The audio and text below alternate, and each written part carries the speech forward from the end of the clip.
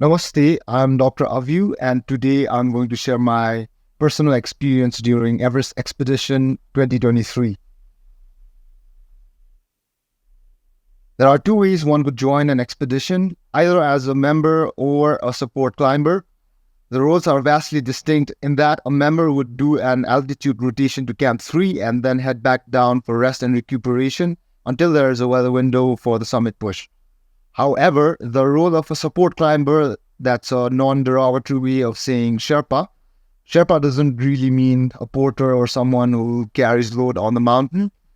The word Sherpa can be split into Sher, which means east, like in Lobuche Sher, that would mean Lobuche East, and Pa, which means pertaining to.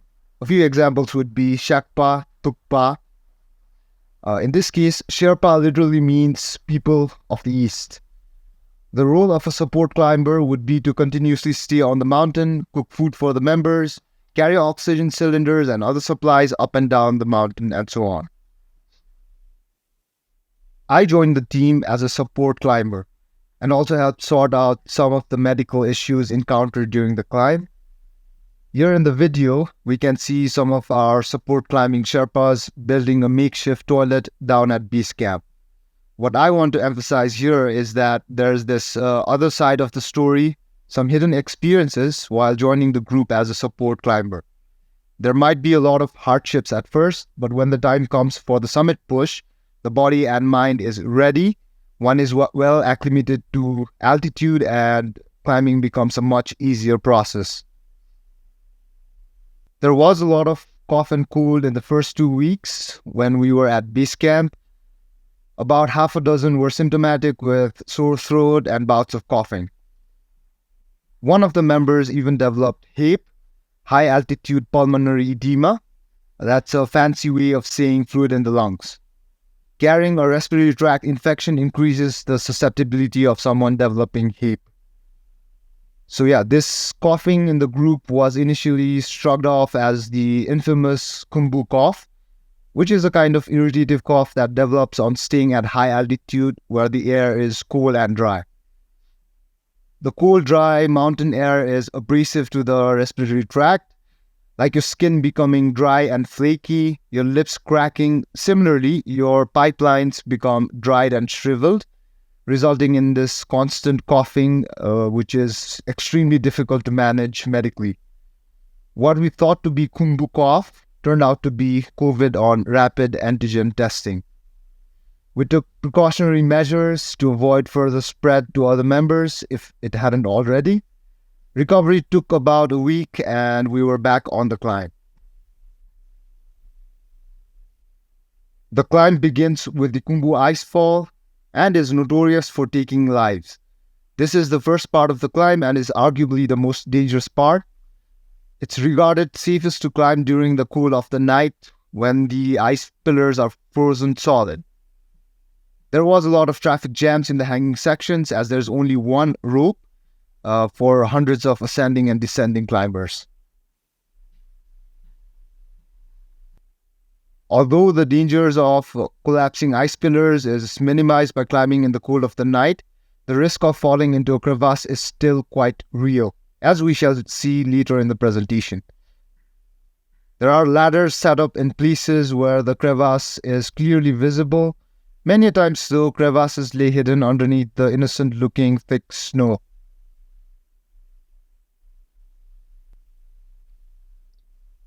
In the video here, down in the depths, you can appreciate a crampon attached to a boot, which in turn might be housing the foot of an unfortunate climber, but who knows, can't see much beyond the crampon. In spite of all the dangers, collapsing ice pillars, crevasses, hanging sections, traffic jams, and whatnot, the Kumbu icefall is a true pleasure to climb. Navigating through the labyrinthine popcorn section feels like you are on a different planet, and is often cited as the most memorable part of the climb by many veteran climbers. There isn't much to say about Camps 1, 2, and 3. Camp 1 is just a transit spot on the way to Camp 2. Many don't even spend the night there. The walk to Camp 2 is a long, sluggish walk in the blistering sun. The strength of the sun is doubled, being reflected by the white snow. People call this section the barbecue, and it holds true to its name by giving climbers this nasty sunburn. That's me, happily carrying 5 oxygen cylinders along with other goodies. A single cylinder weighs anywhere from 4 to 5 kilograms. I was headed to Camp 3 from Camp 2. Camp 2 is a spacious, warm, safe, and an extremely comfortable place to stay for days on end. Camp 3 is up on the wall of the Lhotse face, which is made up of steep, hard ice and falling rocks. On the way to South Col lies Lhotse Camp 4 at an altitude of 7,800 meters. Here the route bifurcates. One would take a left turn to climb Everest, whereas continue straight ahead for Lhotse summit. This is Camp 4, South Col, also known as Death Zone. Contrary to popular belief, Death Zone doesn't get its name because many people have died there. The deadliest section on Everest, as mentioned earlier, is actually the Khumbu Icefall. The term Death Zone refers to the high-altitude parts of a mountain, any mountain above 8,000 meters for that matter. There are only 14 to choose from. Here, the oxygen levels are dangerously low and the conditions are extremely harsh. The thin air contains significantly less oxygen, making it difficult for humans and other life forms to sustain normal physiological functions. The brain becomes foggy and it's challenged even to think straight.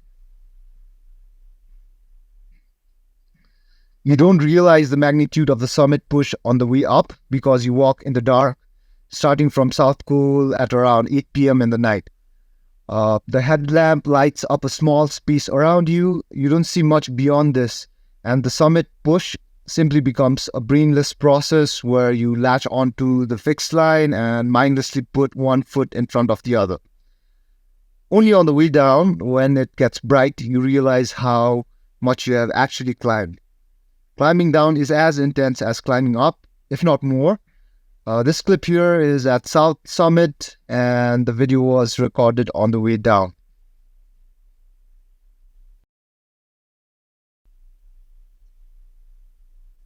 Right, this is me at the summit. We were lucky to have good weather with minimal winds and clear skies. I decided to take my stethoscope to the top of the world. Now coming to the second part of the presentation, where I'll be sharing some of the medical cases encountered during the climb. We already discussed how at the beginning of the climb, COVID was hiding under the simple disguise of Khumbu cough. I just want to add that COVID seems to be less potent at high altitude with better outcomes and fewer mortality. This seems to be true for other infections as well. Probably infectious organisms have a hard time dealing with low oxygen levels and strong ultraviolet radiation of high altitude. Who knows what's going on? Let's move on to the next slide. This happened on the way to Camp 3 at the base of Lhotse face, where a falling rock hit our friend on the forehead. There are all sorts of falling objects from climbers higher up. Chunks of rocks, blocks of ice, oxygen cylinders, to mention a few. Thankfully, there was no intracranial bleed and our friend recovered fully without any permanent damage. One of our friends suffered from frostbite on the face while descending the Khumbu Icefall.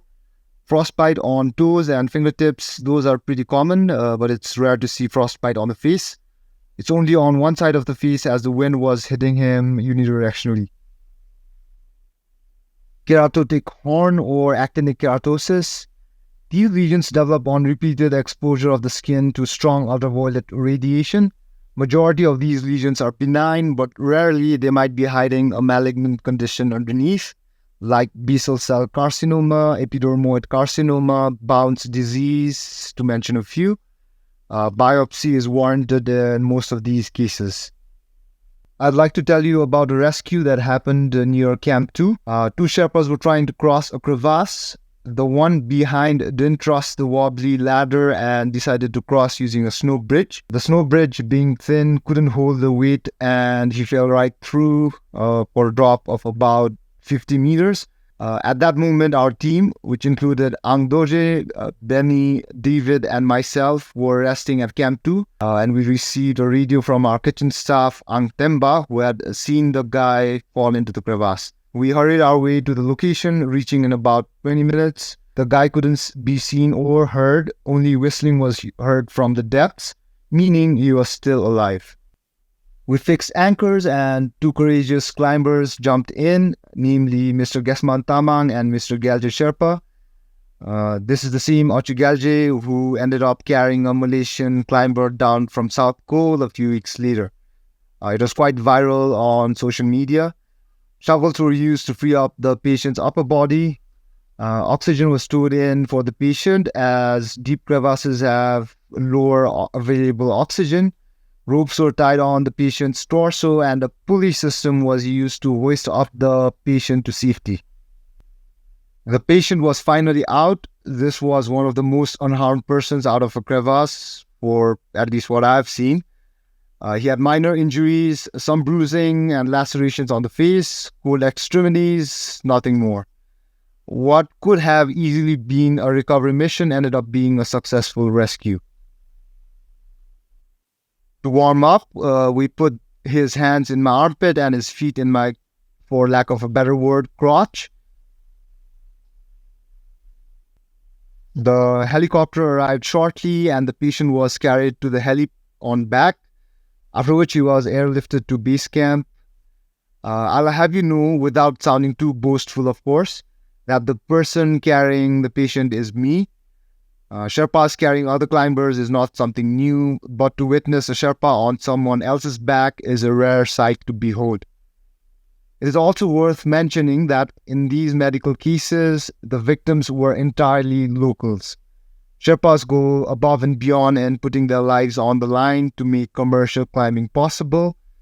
Although cliched, Sherpas truly are the real heroes of mountaineering. Post-climb synopsis. Third and final part of the presentation. Here I'll be addressing some of the frequently asked questions after the climb. What makes for a successful climb? What are the challenges? I would say there are three main factors that influence a climb: health, weather, and team. Number one, health. The body could respond unpredictably to high altitude. Even the most robust climbers sometimes suffer from altitude sickness. Not to mention a bunch of other medical issues that might jeopardize the climb, the respiratory infections, frostbites, fall injuries, among others. Having resided in Khumbu now, for 7 years running, and with some previous climbing experience, I think I did pretty well with altitude and was lucky enough not to suffer from unforeseen events. Number two is weather. This also depends mostly on luck. Fortunately, we had good weather, not much wind and snow. A note of appreciation to our team leader, Sir David, who made excellent calls, consequently rendering our climb a great success. Number three, team. Our team, namely Everest Expedition and Summit Climb, was nothing short of marvelous. Your team being good actually depends less on the members joining in and more on yourself. Whether or not you go along with other climbers, can you handle disagreements? Would you be of utility to other climbers? Are you a liability or an asset to the team? Number four, skill. Skill doesn't seem to be a striking factor in modern day mountaineering. Climbing has become mostly a commercial endeavor, allowing inexperienced climbers with deep enough pockets to gloriously scale the world's highest summits, using fixed lines and ladders meticulously put in place by Sherpas. This sort of climbing that requires minimal skill has become only possible through the endless hard work and sacrifice from Sherpas who do it to feed their families and educate their children. The famous quote by Sir Edmund Hillary comes to mind. It is not the mountain we conquer, but ourselves. This holds less true in today's mountaineering. How does it feel like in the summit? I suppose the experience is extremely subjective and varies greatly person to person. For me, the feeling was not very different from how I would feel normally during other parts of the climb. There was no abrupt point in time where I felt this immense sense of gratification. The expected summit euphoria was actually lacking. There was no peak in the climbing experience bell curve. It was more like a flat plateau. The summit was just a part of the whole climbing experience, which I would say was a slow meditative process that didn't require much mental work. Neither did it generate extreme emotions. How does it feel after coming back down? Well, year after year, I get patients returning from expeditions. Having spent months at high altitude, they come with complaints of feeling drunk without drinking alcohol, of course. Some lightheadedness, tinnitus, that is ringing in the ears, feeling hot and feverish, lethargic, body soreness, etc. So much so that in common folklore, there's this entity which could aptly be described as low altitude sickness, something that feels like altitude sickness, but after coming back down. Turns out this is secondary polycythemia. When subjected to low oxygen levels, the body increases its production of red blood cells. This helps in oxygen transport throughout the body, definitely advantageous at high altitude. However, this excess of red blood cells can cause all sorts of problems upon descent. Some of the patients require phlebotomy or bloodletting.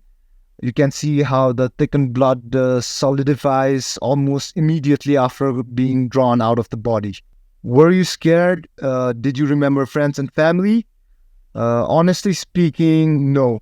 I didn't really feel scared, despite being fully aware of the potential risks, such as ice towers collapsing, avalanches, accidents, and whatnot. There was no instance that could be described as a moment of dread or trepidation. Climbing for me is perhaps comparable to what a Jeep driver would feel during his long shifts in the tortuous mountain roads. The possibility of his Jeep tumbling off the trail being ever present, but just a distant thought in the recess of the mind.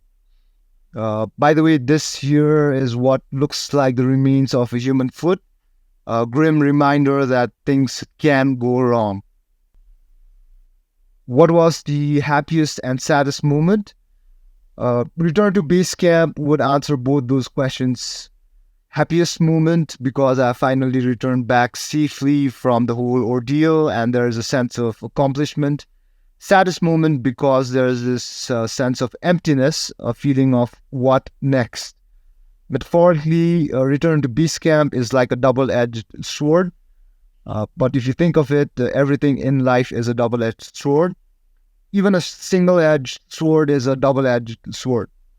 The single-edged sword is your friend in battle, but if you are not careful enough, you might even injure yourself, making it double-edged. Why do you climb? To answer this, allow me to paraphrase a quote I once heard. Though I don't recall the exact source, it goes something like this. If you find yourself questioning why people climb mountains, you probably wouldn't understand the answer. Finally, I would like to express my gratitude towards Sir Dan Mazur, Mr. Dea Krishna Shrestha, and Mr. Murari Krishna Sharma for facilitating the expedition. That brings us to the end of the presentation. Thank you for listening to my story. It has been a pleasure indeed.